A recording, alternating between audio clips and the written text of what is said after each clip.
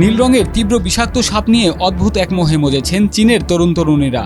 বিপুল অর্থ খরচ করে বাড়িতে পুষছেন নীল পিট ভাইপার প্রজাতির এই সাপ। চীনের একাধিক শহরে সাম্প্রতিককালে এই প্রবণতা স্পষ্ট হয়েছে।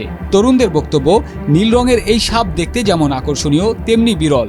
অনেকেই আবার দাবি করছেন এমন বিপজ্জনক সাপ পোষা নাকি সাহস ও ব্যক্তিত্বের পরিচায়ক।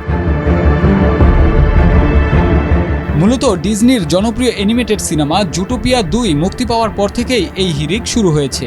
সিনেমার একটি বিশেষ চরিত্র গ্যারি ডি স্নেক চীনা দর্শকদের মন জয় করে নিয়েছে।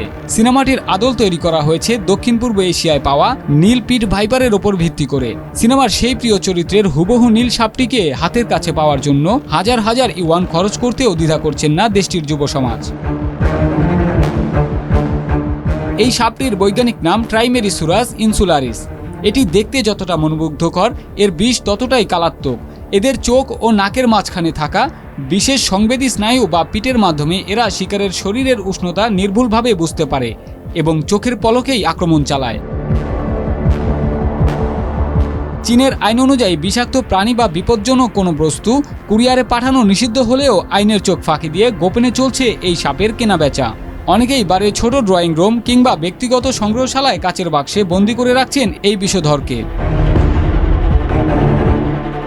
এই সাপ পোষার ব্যাপারে সবাইকে সতর্ক করেছেন বিশেষজ্ঞরা।